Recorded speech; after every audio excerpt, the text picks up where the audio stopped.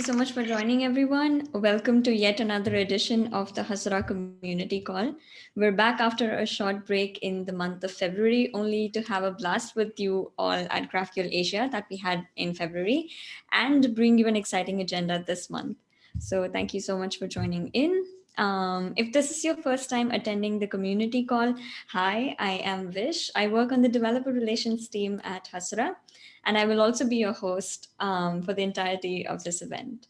The Hazara Community Call is a monthly event hosted by us on the last Thursday of every month at 9 a.m. PT Pacific time, where our engineering team gives you an exciting view into our product roadmap, early sneak peeks of feature demos, any RFCs that we want to talk about, product updates, and cool bunch of stuff like that.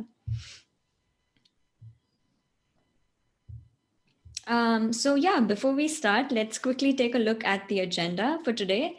Tanmay will be kicking it off with his customary Hasra update, followed by some really cool demos by our engineering team. And finally, our special guest presenters from the community will share all the cool stuff that they've been up to using Hasra.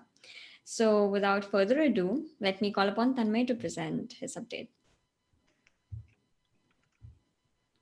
Thank you, Vish. All right, let me turn on my video. Hey, everybody. Cool. So I shall just start my screen share here. All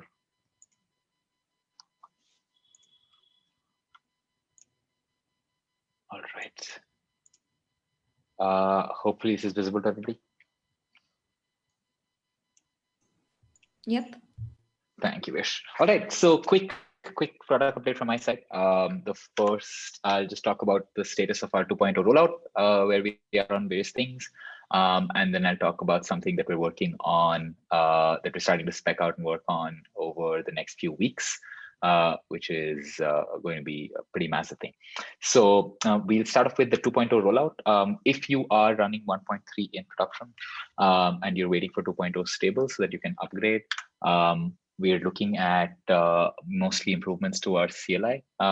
Most of these have landed, which will make that upgrade process seamless so that you can choose the new CLI folder format, or you can retain the old folder format and keep working with that as well if you're not necessarily looking at moving to new 2.0 features. And the kind of main blocker at this point is to make sure that we resolve a final issue that is currently breaking behavior, which we're fixing so that it's not breaking. And these are transactional mutation blocks. So currently our mutation blocks are transactional in 1.3. In 2.0, because it now can span multiple databases, achieving that is harder, but that means, and then the current build that you'll see, which are the current 2.0 builds, you will not have transactional behavior. So as soon as we re-enable transactional behavior for single database sources, you'll be good to upgrade without any API changes or without it affecting your application the slightest. Just to make this a little more clear, currently what you'd have is if you have a mutation block where you have, let's say 3 mutations that are happening, they're guaranteed to happen in a transaction with the right kind of rollback behavior if something fails in the middle, right? This obviously is not possible. Well, I shouldn't say obviously is not possible, but this is borderline impossible and hard to do when you have multiple databases, because you want to maintain a transaction across multiple databases or across multiple sources. Some of them might not even be databases. This will not be a transaction, but what we're enabling as our final feature work on 2.0, so that you can start upgrading seamlessly your production products as well, is that we'll automatically detect that this mutation block speaks to a single source. And if it speaks to a single source, we will enable transactional behavior. And so as soon as that change lands, you should be good to go.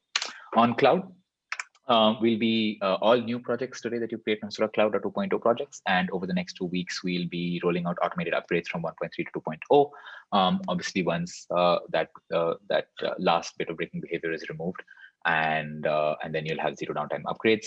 We'll be sending out emails and stuff like that to communicate to you so that you're not surprised.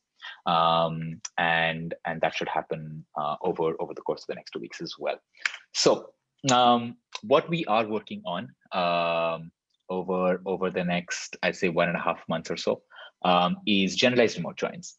So today we have remote joins that let us kind of join across a specific permutations, right? So you have, for example, database models, you can join that to a remote schema, right? You can reference a remote schema and you can say, hey, user.city, user.city.weather, weather is coming in from a remote schema.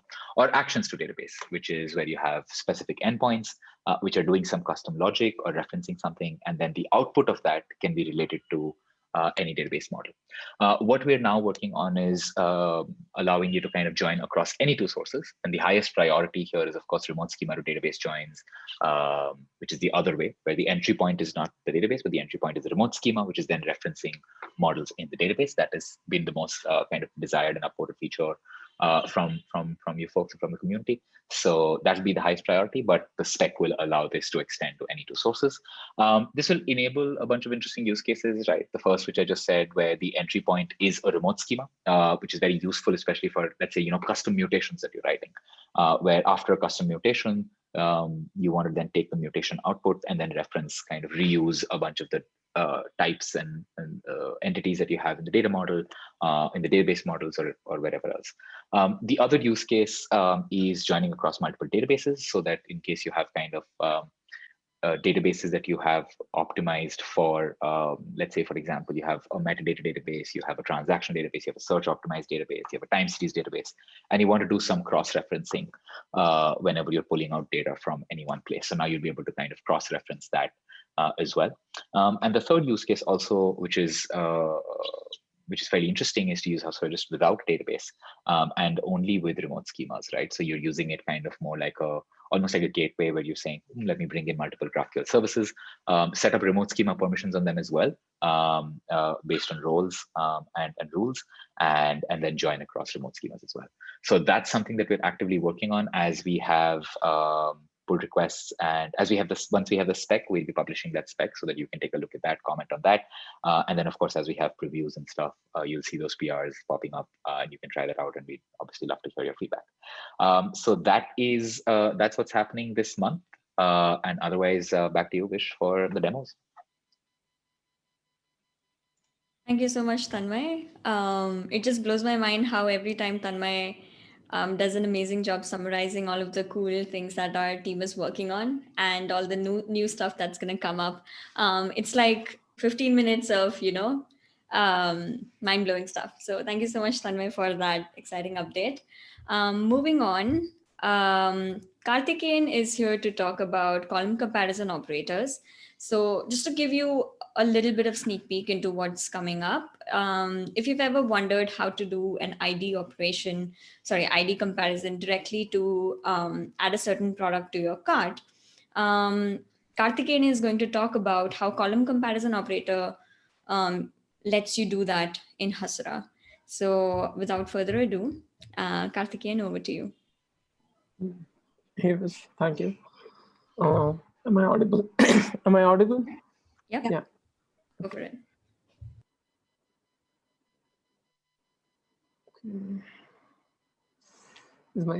Can you see my screen? Yep. Yeah. Yep. Okay. Okay, so today I'll be talking about, sorry, my name is Karthikeyan. I work on the server side of Hasura. So today I'll be talking about improvements to column comparison.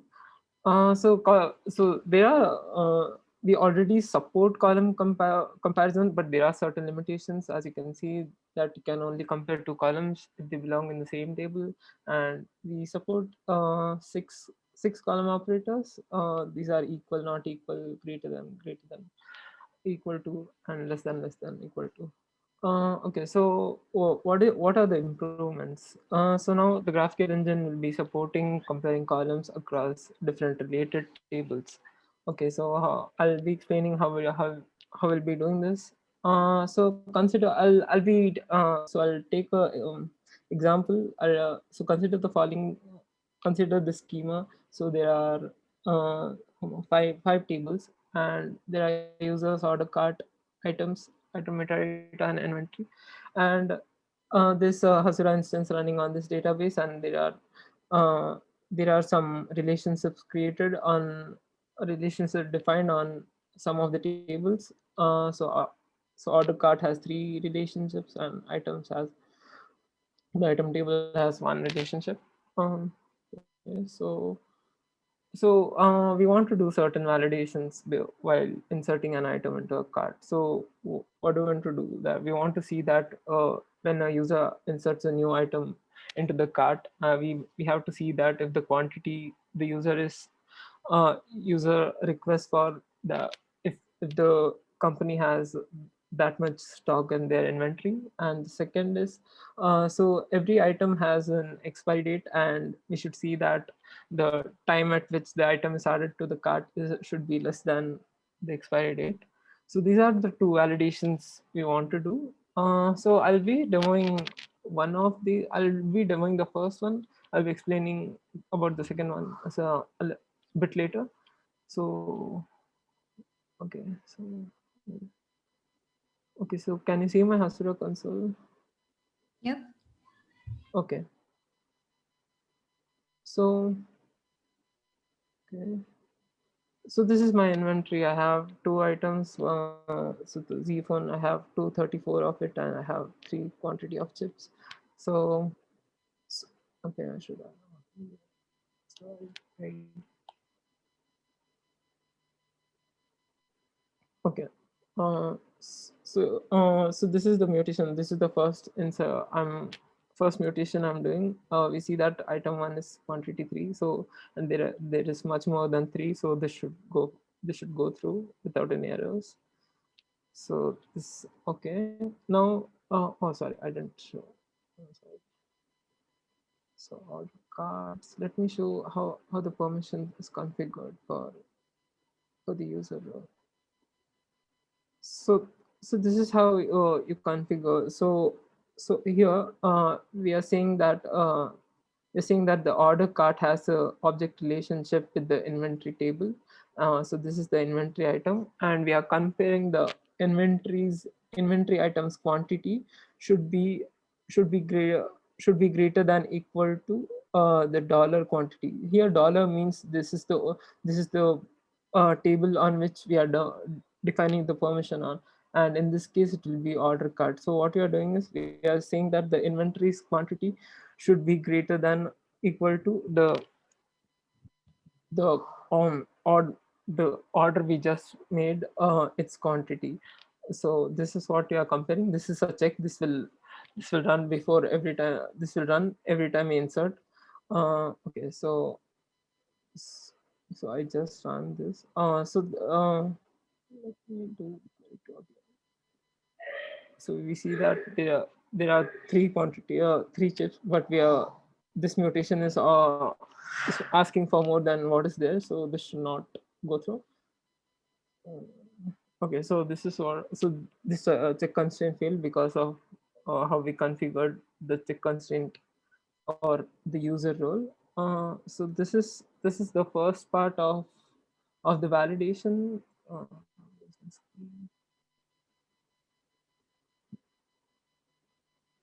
Okay. So the second part will I'll be explaining.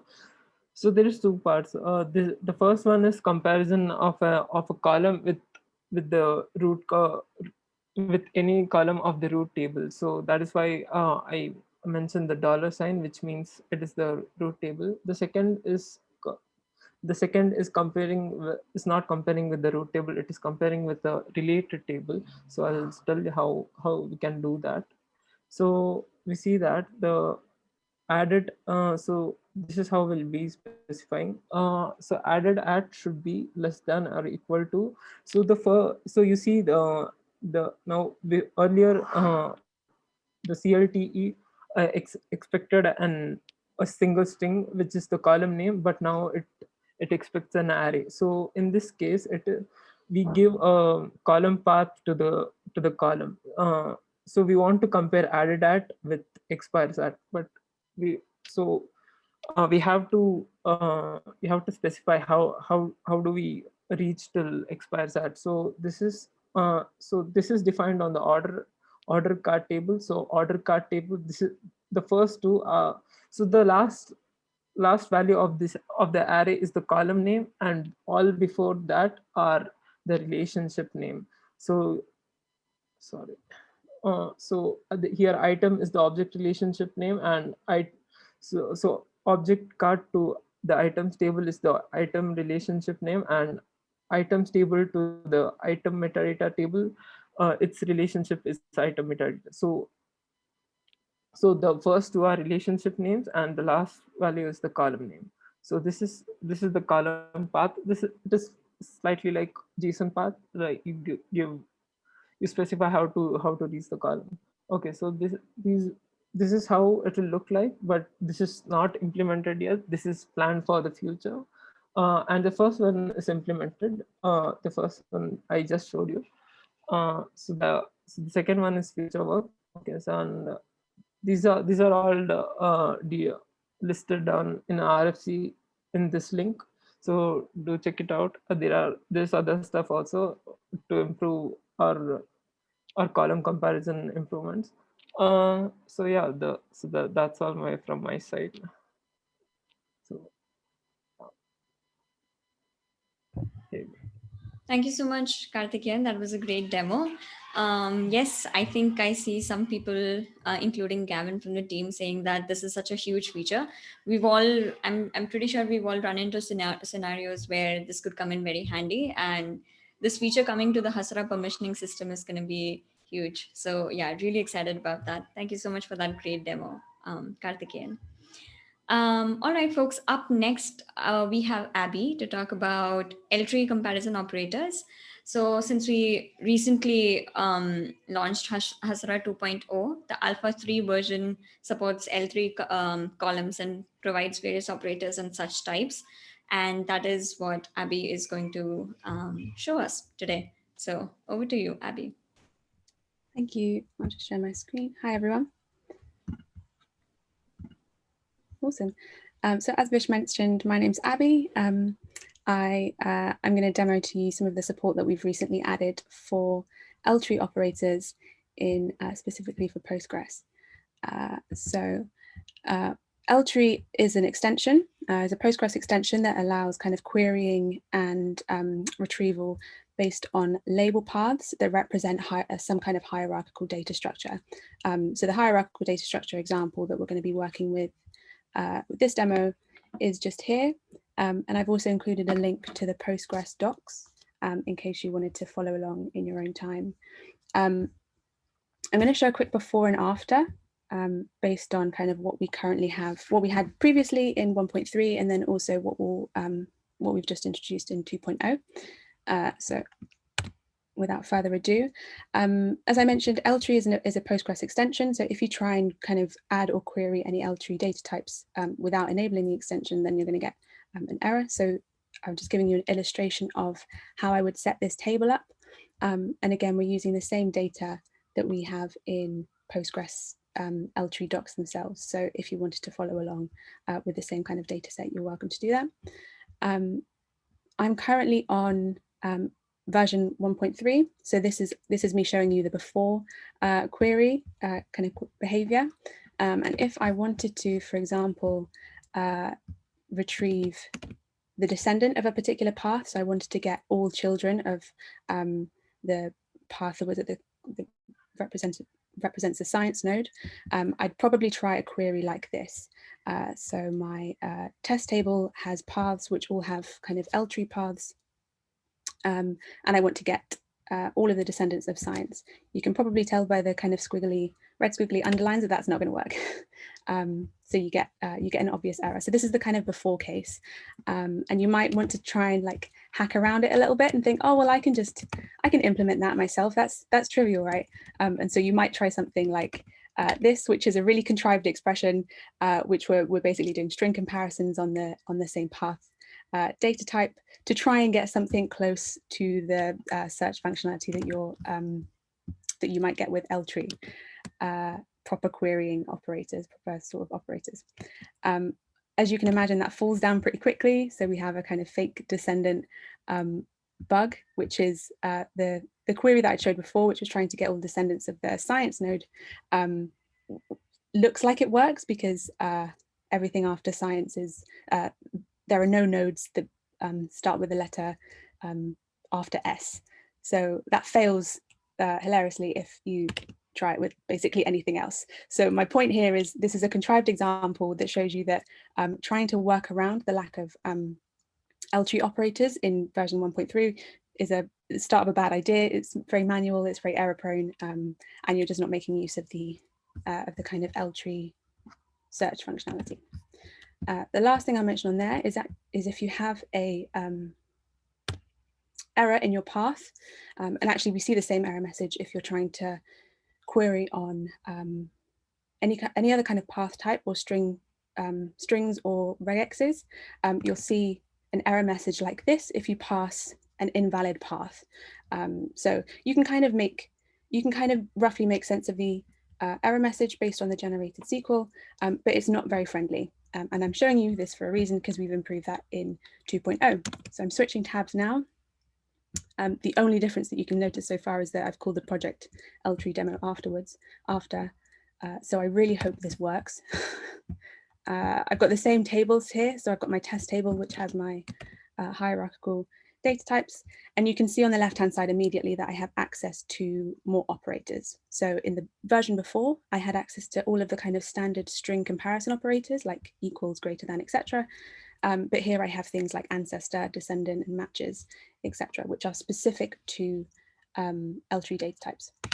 So yeah, here we can see we've successfully queried for all descendants of the collections node. We also can query for all ancestors. We can query on kind of arbitrary, like basically any node in the structure. You kind of you get the picture there.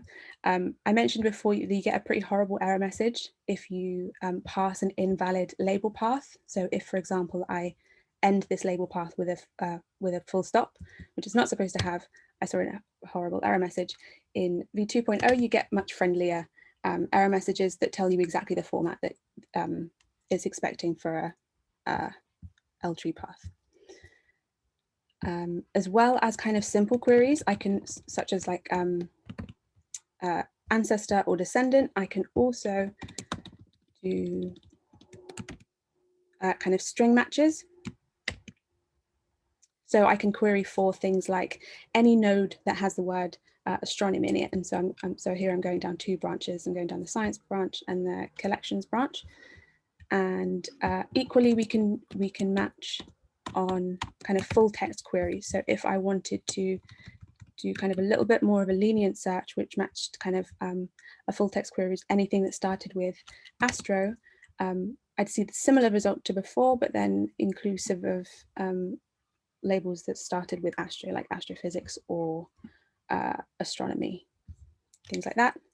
And the last thing I'll show is with when you can kind of do a full text matching, you can kind of do arbitrarily kind of complex queries. So this one, I think we're doing the same query for astro nodes and then excluding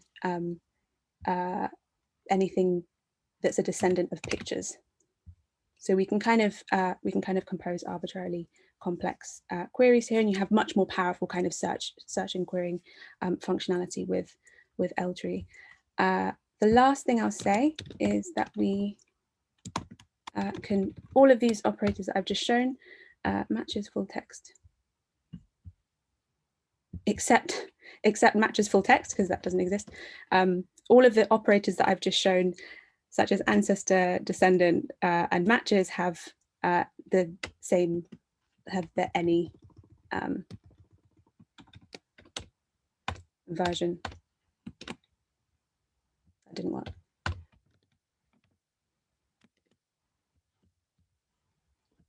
Just looking for a label path. There we go. Okay, so if I were to provide it with a list of paths, you kind of get the impression that I can combine any different things there. So I think that was the majority of things that I wanted to show you. To summarize, these are the operators that we've added support for. So the ones that I've just demoed are listed here, kind of ancestor, matches, and matches any.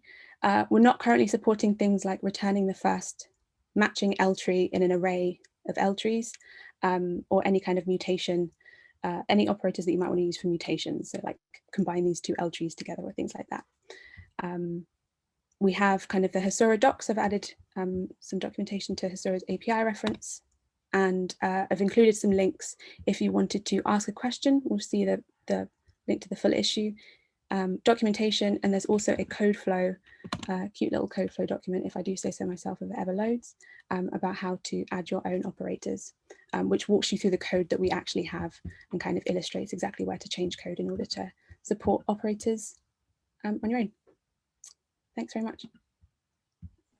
Thank you so much, Abby. That was a really cool demo. I loved how there was a side-by-side comparison of what we had earlier and the things that we now have support for in this feature. So yeah, the L-tree data type coming to the comparison operators, I think it would be a really cool addition. What I really liked about the demo that you showed is the capability that it gives to, the friendlier error messages. I think that's something that would really add to the experience a lot. It just saves a lot of time while you're debugging your queries. So I think that's also a really cool part of the L-tree data type support coming to. I just wanted to sneak in a quick question, Vish, for Abby. Abby, these are supported on permissions for the permissions operators as well, right?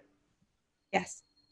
Awesome. Yeah, I think there could be, there's a lot of interesting stuff that we can do there with kind of hierarchical permissioning, kind of creating like a permissions model with an L-tree data type, which can represent very interesting kind of hierarchical permissions, and then using LT operators there.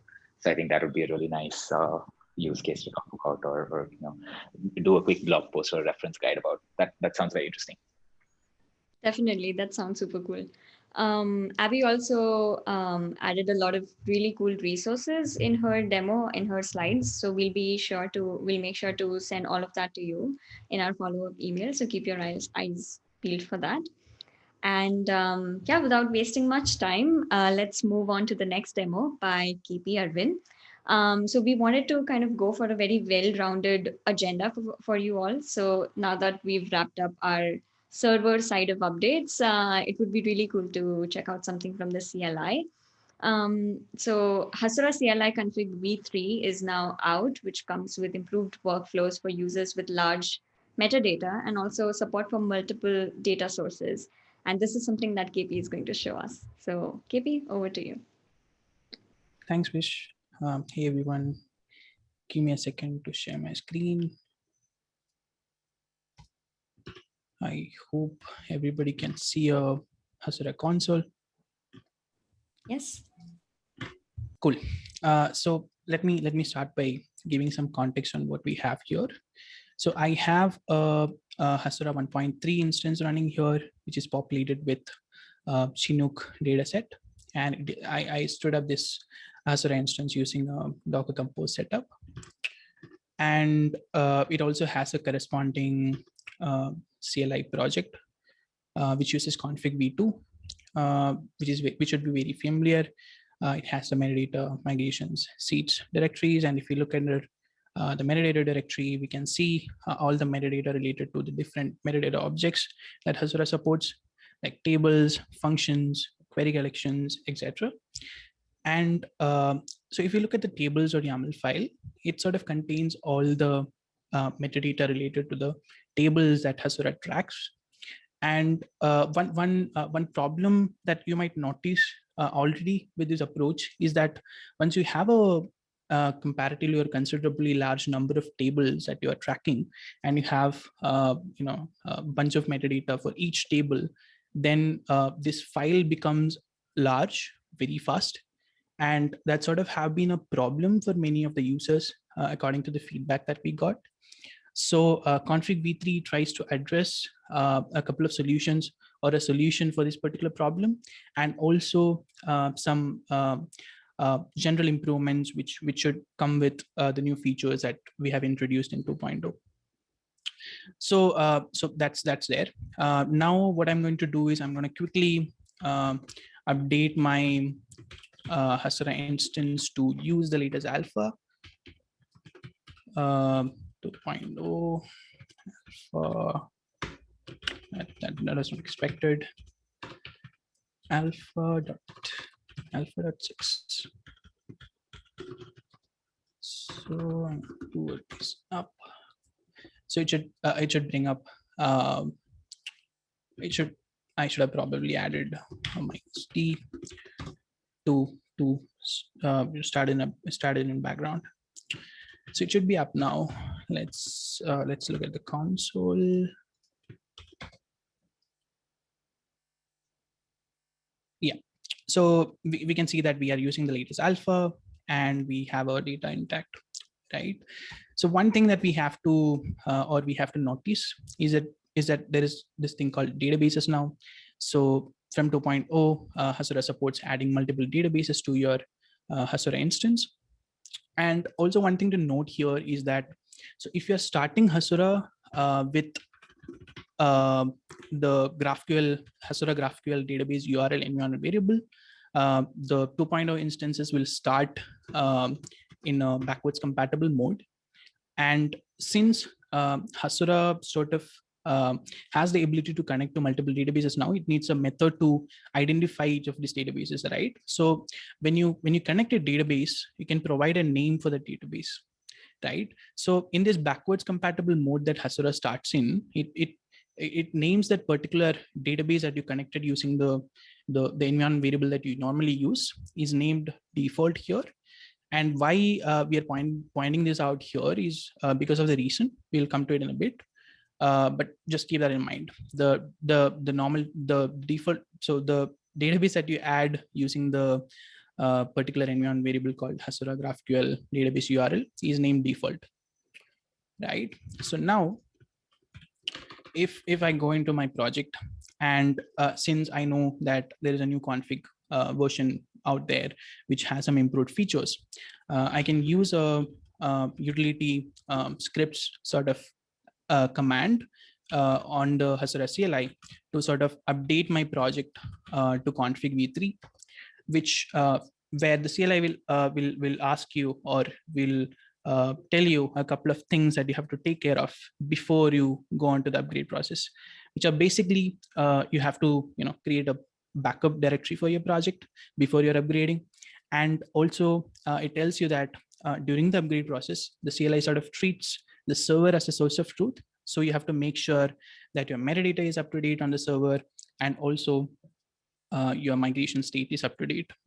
So once we have that, you can say that, let's continue. Then the CLI asks you, so I found these certain migrations and seeds here, and which database does it belong to? This is because Hasura now supports multiple databases, right? So CLI sort of has to be aware of what database particular migrations or seeds belong to. And as I told earlier, so we have only one database connected, and it is called default, right? So I'll say it belongs to default, right? Then the CLI goes ahead and updates your project. And let's see what are the changes that has happened into my project. Right, so the high level directory structure stays the same. We can see that the config version has changed to 3. And if we look at the metadata directory, we can see that we see some familiar files, but we notice a new directory called databases, which is sort of expected because we have multiple databases, and there should be some metadata objects which denotes that in the Hasura metadata, right? So we have that in the databases directory. And if we look at the databases.yaml file, we see that it contains the metadata related to the particular database or all the databases that you have connected. So here we have a database called default, which is of kind Postgres, and it has some configuration data. But the thing that I want to denote or want to highlight here is the values of the two keys called tables and functions. So if you look at the values of these keys, it sort of has a special syntax or a special directive to it called include. So this is a new sort of thing which was added in config v3. It is sort of a directive to the CLI to include or source the value for the key tables from a file called default/tables/tables.yaml. So it basically tells the CLI that, if you want to get the value for this particular tables key, look at this particular file. And if we look at this particular file, default/tables/tables.yaml, it is a array. And we can see that each element of the array has a similar syntax. And it tells us that the first element of that particular array, the value for that particular element comes from a file called public_albums.yaml. And if we look at public_albums.yaml, we see that it contains the metadata for that particular table, which is in public schema, and it is named albums, and it has the metadata related to it. It can contain all the metadata like event triggers, permissions, etc. for that table. So this sort of addresses the problem that we had earlier, right? Instead of cramping all the metadata related to tables in a single file called tables.yaml, we can now separate it out into separate files, which sort of becomes easier to manage. So this is sort of the primary change that config v3 brings into picture. So currently, this particular directive is supported only in keys called tables and functions. So similar to tables, functions can also make use of this particular new kind of directive. That's sort of the major change that has happened to the metadata directory. And for the migrations directories, the change is not very involved as metadata changes, the changes that occurred in the metadata directory. The only thing is that since you have multiple databases, you have an option to connect multiple databases to your Hasura instance. The migrations can now be separated into different subdirectories for each of these databases. For example, if you have, let's say, sources S1 and S2, then the migrations for S1 will be in migration/S1, and for S2, it will be in migration/S2. Similarly for seats. So that's sort of the high-level changes that has come into config v3. And also a point to note here is that, so if you're running config v2 and you're not planning to use more than one database on your Hasura instance, you can continue to use your config v2 based project. It's fully backwards compatible and it should work fine. And but I will highly suggest people to upgrade to config v3 to take advantage of the new features and improvements. Yes, so that's sort of been what I had to share. And if you have any questions, let me know. Otherwise, back to you, Vish. Thank you, KP. That was an amazing update as well. Yeah, definitely. It's these major changes in the file structure are going to be super helpful for users with large schemas. And also, since now Hasura has support for multiple data sources, I think the changes in the migrations directory are going to be super helpful as well to keep everything really organized. So yeah, thank you so much for that really cool update. Now we have Thiru to tell us about the new Hasura Cloud Monitoring page. We've been working on the redesign for the Hasura Cloud Monitoring tab, and it's like a bunch of really cool stuff is going to come to it, which lets you visualize the performance characteristics of your Hasura project in real time. And these are things like the health of your components and like queries with high latency and requests per minute. So yeah, without giving you much spoilers, I think I'll hand it over to Thiru and he'll show you what it looks like.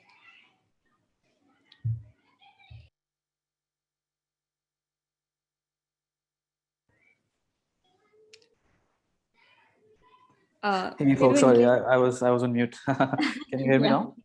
Yeah. All right.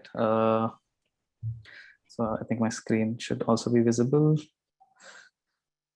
Cool. So if you're on Hasura Cloud or Enterprise, you would have noticed this page. At the monitoring tab, you can come here and see a lot of extra features that Hasura Cloud and Enterprise have. And one of the main landing pages of this whole section is this overview page. And this overview page, as the name suggests, gives you an overall insight into what's happening in your system. And this is what we have currently. So for example, you can see requests per minute, what is the success rate, average execution time, active subscriptions, WebSockets open, so on. So this is kind of the current load that you are having in your Hasura system. And there is also a few graphs here, and you can also drill down into these operations if you want. But this was the first version, and we decided to revamp this to give you much greater observability and performance insights. And that is what I'm going to show now. And so this was on cloud, and I will show you some work that we have been doing, and it's hosted locally at the moment. We'll be launching this in a week or so. So this is the graphical page. I can come to the overview page here, and you see this new design. This is not complete, but this can basically give you a lot more information than before. So for example, you can see the same load here at the top right. It says 0 active subscribers. So maybe we can go ahead and create one subscriber here. You'll see that reflect in real time. Oops, not here. Oh yeah. So for example, I can convert this into a subscription, run. And if I come back here, oops, come back here, then I can see that there's one active subscriber and there's a WebSocket open. And I can also see the historical API performance. For example, what is the request rate like over the last 7 days, or configurable time window, right? So you can see the request rate, you can see similarly, you can see the error rate, you can also see the average execution time. And if you come a little bit below, this is not finished, so I will jump to what the final state looks like in a bit. But you would be able to basically see what are the top 5 queries which have been requested the most times. You'll be able to see what queries are giving you the most errors, and also the queries with the most performance and latency, right? So that's the first part of this overview section. Basically gives you an overall high-level picture of what the current load is like, what it was a little bit earlier, and what are the queries that are happening which could be suspect for any kind of issues. And below that, now we are building an overall health status page. This is the second section in this page. And you would be able to see if the GraphQL engine is healthy. So this will be based on metadata status, health check endpoints, and many other things that we'll be building to make sure that you're able to see all the things that are happening with your sources. For example, I have added just one database. If you had multiple, this would have been a list like so. And if I click on this, I can also see certain metrics. For example, I can see what is my connection pool configured to, right? That's the maximum connection pool size, which is an environment variable. And you can see that's configured to 1000, but how many am I running right now? Only one, right? So that tells you that this the connection pool is pretty empty, and it's not saturated or being used a lot. So you should not have any issues at the connection pool or at the database interface, right? So that's the kind of insight you will get by just clicking on the sources. The rest of the things are not clickable at the moment. It will be pretty soon. So you can see few metrics for event triggers as well, because event triggers are connected to the database. So you can see this whole connected mesh of APIs and data sources that you have. And you'll be able to see the metrics for events and other things as well, like actions, remote schemas, et cetera, et cetera. Right. So so this is the work in progress that I want that will be deployed pretty soon. I want to show you a little bit of the final state, which is this. So this is where we will get to pretty soon. So you can see how many HTTP connections are open, and these are the things you already saw. You can change the time frame through this drop down here. You can refresh to get the latest data. And this is the bit that was not present in the work in progress branch, but you can see that you'll have the request name, and this is hyperlinked. So if you click that, you would actually go to a more detailed page, which is the operations page, if you have seen that in Cloud today. And you'd be able to like drill down more into what the query is and what is the query plan, etc., etc. And yeah, and this of course will be more comprehensive. I have not set up a lot of data sources in my local environment, but this will show you metrics for read replicas, remote schemas, and if there are any issues detected, right? So for example, you can see if Hasura notices some kind of an exception, then it will surface that here. And it will not only show that here, you can also be able to integrate that with a solution like PagerDuty and get alerts and set up alerting policies, and all the full ops features of dealing with incidents and managing incidents can be set up through this new monitoring page that we are working on. So yeah, so this is what I wanted to show. Maybe I have another screenshot here. No. So yeah, so for example, when we saw that there is an error here, we would be able to click on that and get more details of what the error is, from where did it originate, and other important information, so that you can go quickly to the actual source of a problem and try to debug or diagnose what's happening there. So that's the entire. So there's a huge roadmap towards all these features, and this would be the first version. And moving forward, we'll see even more observability and performance insights and incident reporting capabilities in Hasura Cloud and Enterprise editions. And yeah, if you have any questions, please feel free to write that down in the chat. Thanks. Over to you, Vish. Thank you so much, Thiru. That looked great. Super excited for that. Getting insights and observability into not just your GraphQL API, but also since Hasura is, you can extend Hasura using actions and remote schemas and stuff like that. It would be really cool to get more insights into those things. So that looks super cool.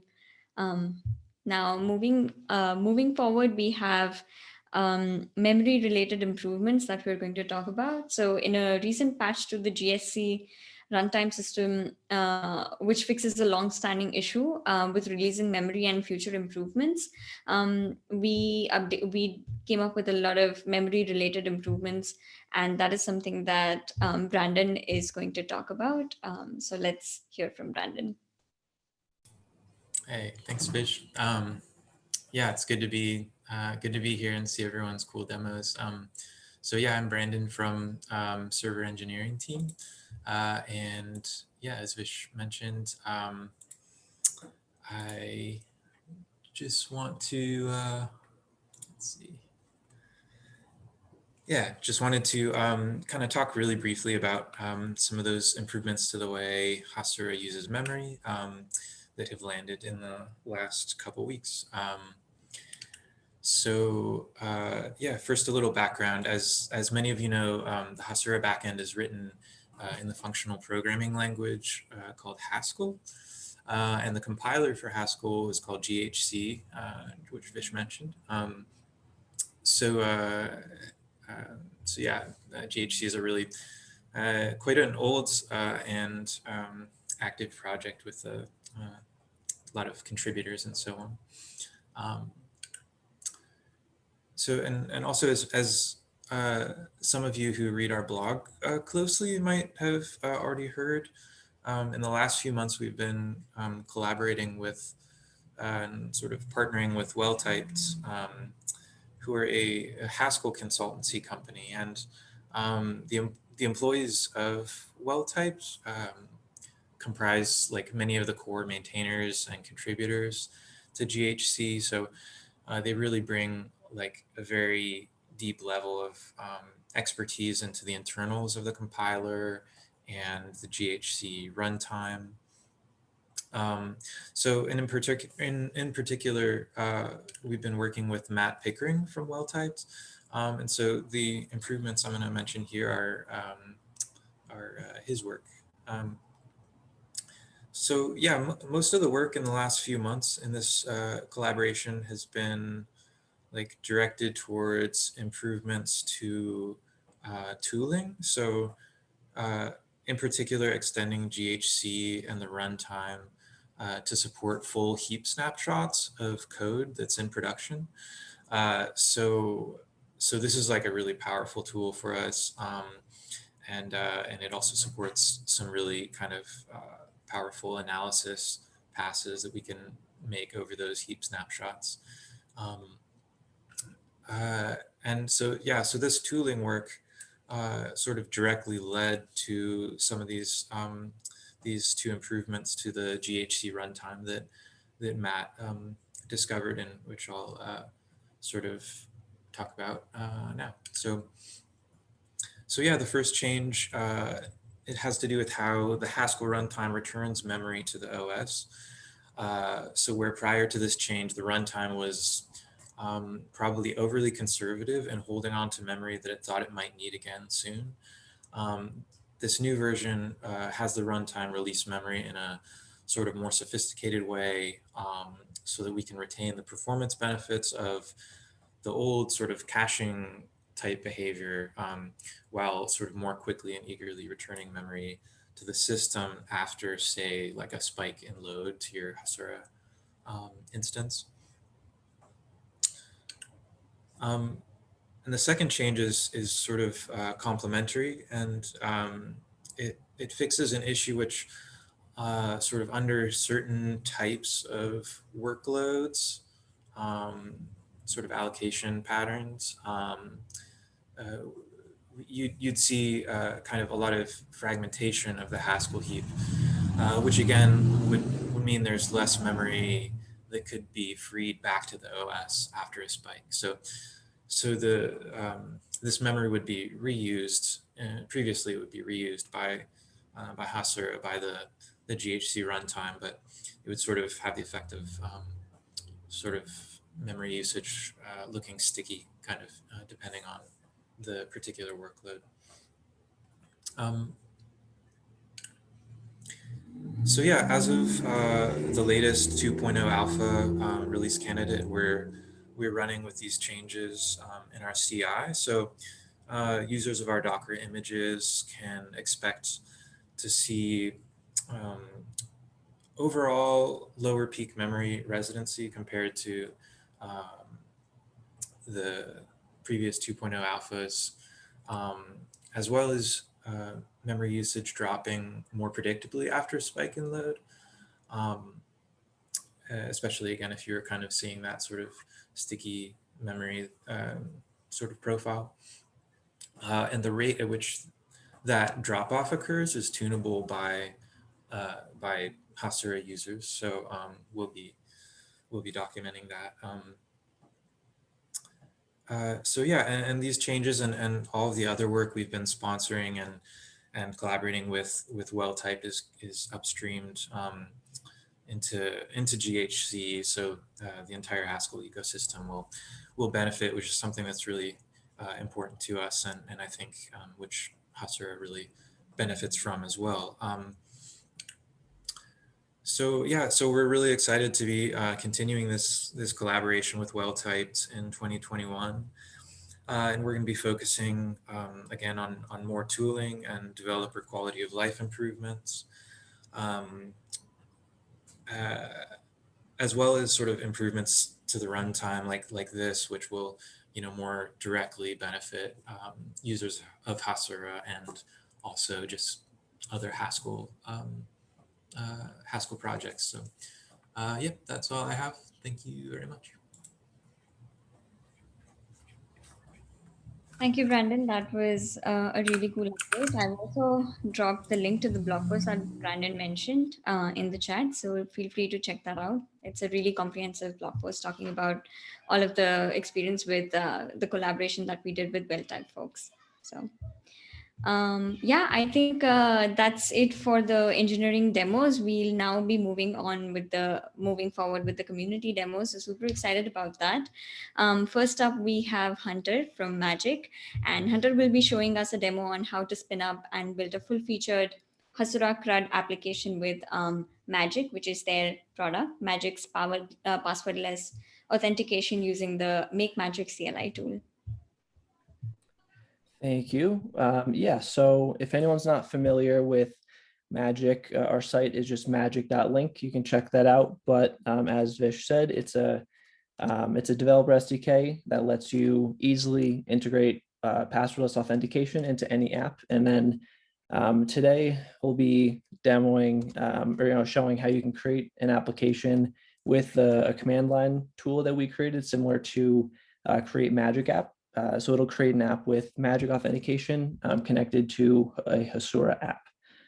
So to get started, all you have to do is click write npx make magic, and then it'll prompt you for a project name, and then it'll choose my app, and then we'll select the Hasura template. There's also like React template, Next.js template, etc. And then it'll ask for the API keys from Magic, and then it'll ask for the Hasura project URL. So now we can create a Hasura project and then use this URL for the prompt, and then it'll download, it'll scaffold a working application for us. And then the only thing now that we need to do is, because the authentication is going to rely on JSON web tokens that are going to be created by our backend and then verified by Hasura to read and write data from the database. So we just need to make sure that we give Hasura the JWT secret, which we can do in the environment variables tab. And then it'll follow this simple structure with just the key and the type. And then as mentioned before, the secret will automatically be generated by Magic and in the environment variables file. And so once we add this, then we can launch the console. And then the last thing that we need to do is just make sure that the database schema that the Magic app we created thinks is created is actually how our app works. And I believe Heroku is having some, okay, they were having some issues, but it's working now, which is nice. And so once the database is created in Hasura, we will just, we'll be able to create a users table. And then within the users table, there will be two columns. So it'll be issuer, which is Magic's like unique identifier for each user, and then the user's email. So this will also be type text. And then the primary key for the table will be issuer. And then we can create, click add table. And so here you'll be able to see that there are no users in our app. But then if we start the application, start in localhost 3000, and then so we will be able to basically log in with Magic, and then when the user logs in, they'll be entered into our Hasura database. So again, Magic is totally passwordless. So the SDK handles everything for you. So it emails the link to the user, clicks the link to log in, and then the user is logged in. And then if we go back to Hasura, if we query the database, not sure why that didn't work, but the user should be entered here. And you know, that is just sort of high level, or I guess from a user standpoint, how it works. And then to run through just the code quickly. So we have the Magic login SDK method. So just log in with Magic Link, which prompts the Magic Link to be sent, and then it resolves to an authentication token when the user clicks it, which we just send to our backend. And then in the backend, we verify the authentication token grab user data from the token, create a JSON web token, and then basically we check if the user exists in Hasura. If not, then create it and send the response back to the front end to show that the user's logged in. So yeah, that is our way of showing how you can create a really easy application with authentication and Hasura without really much work at all. That was super impressive, Hunter. That was a really cool demo. Setting up the authentication in just mere minutes, I think that just shows the power, and the name Magic is super appropriate for that experience. So Yeah. thank you so much. That was And really I cool. will, sorry, I just caught what I messed up. I named the table user instead of users. So sorry about that. And had I named it users, it would have all worked properly. Worked out. Yep. Got it. Regardless, it was a really cool demo. Thank you so much. Thank you. And finally, now wrapping up, we will have our last demo for today from Ben and Dub. So Ben and Dub are joining us to talk about how they saved honest $150,000 per year in software licensing fees. Well, and that is a lot to say. So let's hear from Ben and Dub about their experience using Hasura for that. Hi folks, I'm just going to share my screen. Check this works. Cool. I Can really everyone see wish my we slides? had known about Magic 3 months ago. Yeah, I was just about to say that. Setting up auth for this took a lot longer than 7 minutes. Okay, so I'm Ben Ford. I'm the tech partner at a consultancy called The Pioneers. I'm going to whip through this quickly because I know we've got a short amount of time. Basically, we help scale-ups create culture as they scale. So normally companies, when they scale, they get to, especially rocket ship kind of tech startups, lots of friction, lots of what we call social inflection points, and we help create systems to mitigate that as companies scale. And we call it a people operating system. So we were working with Honest already, and there's always a technical component to these interventions. You can do lots and lots of workshops, but eventually you have to have people using systems to do the work that they need. So what we had before was that we had typical setup in lots and lots of companies. You've got lots and lots of siloed systems. You've got an applicant tracking system, an HR information system, learning and development, and talent, and they're all separate, right? So across all of these different silos, you will have a representation of a user where the data lives, different pieces of a user's data lives in different parts of the system. So that provides quite a poor user experience for people who are middle office and back office folks who are trying to make the company run. And each of these things on their own, especially in an industry like restaurants or hospitality, but many other industries, are typically not very well served with technically advanced incumbents. So you end up paying lots and lots of money for something that is not particularly good, and you have to pay lots of money for each of these silos. So what we wanted to do was one thing that Honest did have in place, which was exceptionally good, is a culture of using chatbots to get the data. The problem was that data was quite fragmented. So what we wanted to do is come in with a solution that allows this sense of evolution of a component within the business. So you start off, you want to iterate quickly, you want to experiment. You don't want to spend loads of money just to be able to do an experiment. So you want to start down in the bottom left.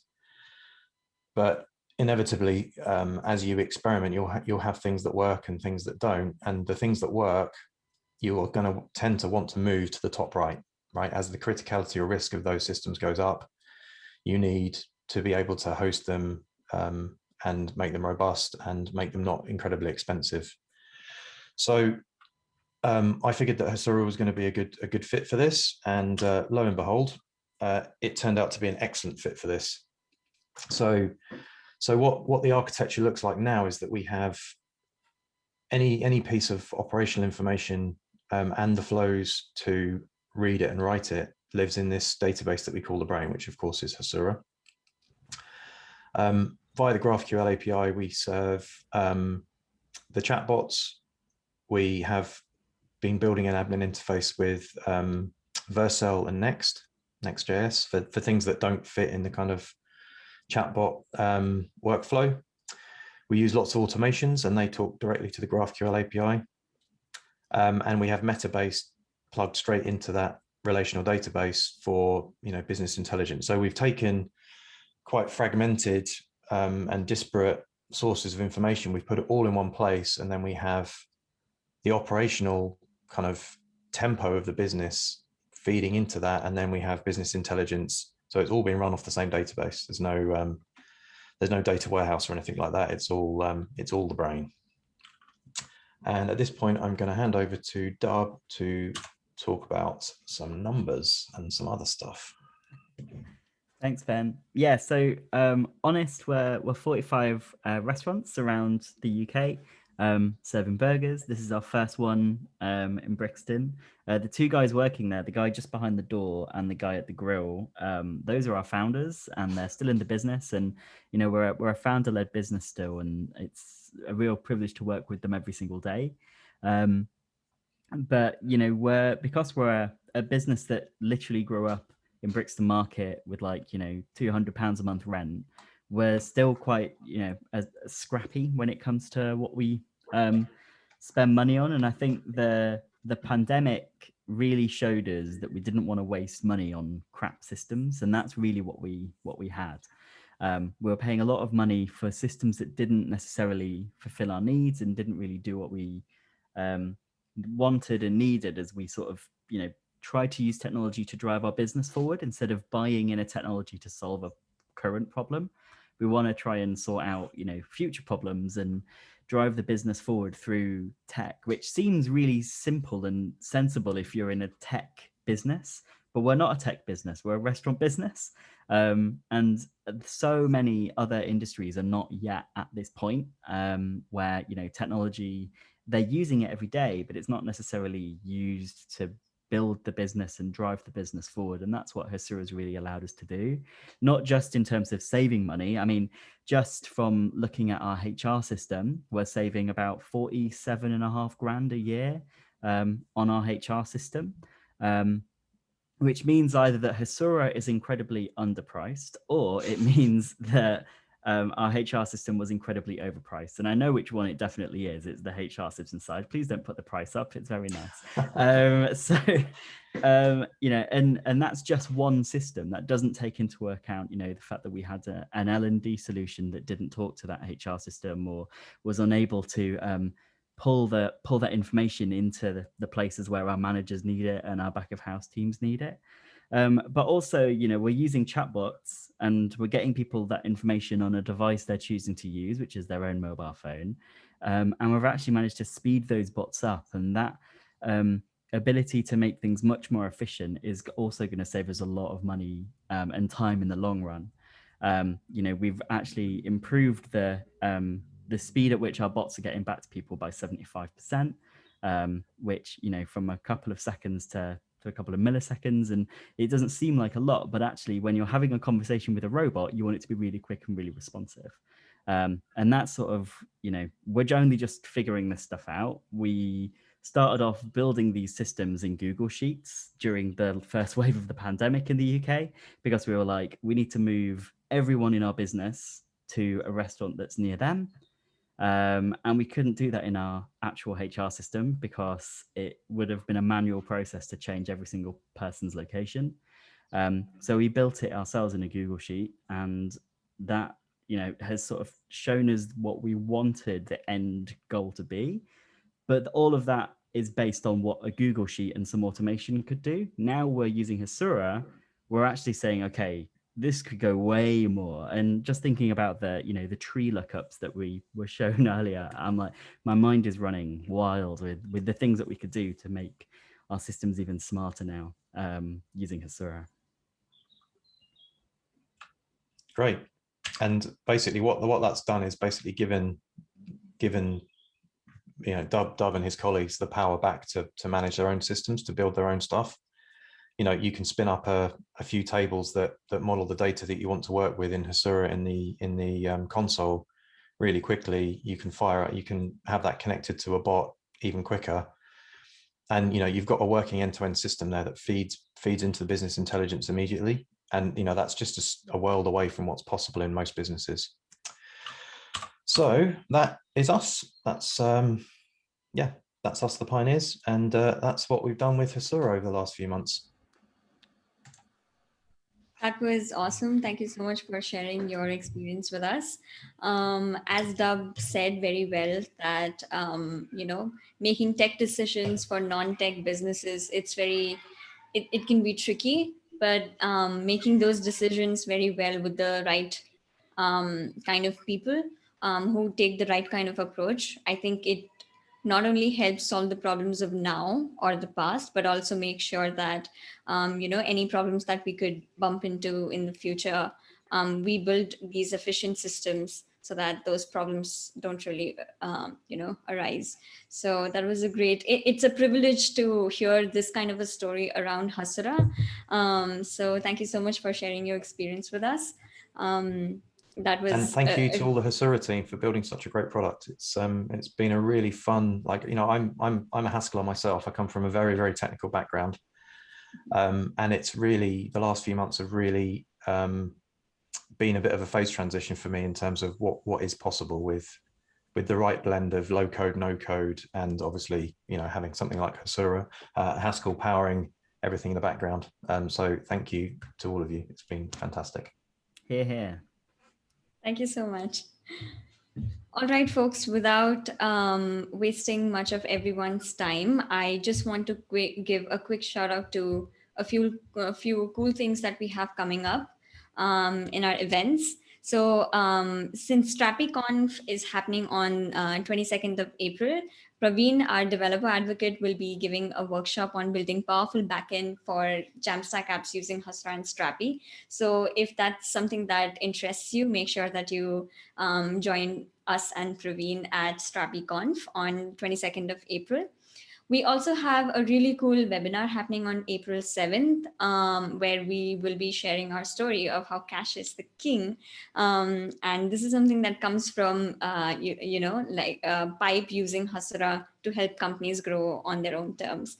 So really excited about that. And also, we're always improving. We're working on improving this experience and making the community calls better for all of you. So please make sure that you share your feedback with us, and you can do it through our feedback form, which we'll be sending out to everyone later.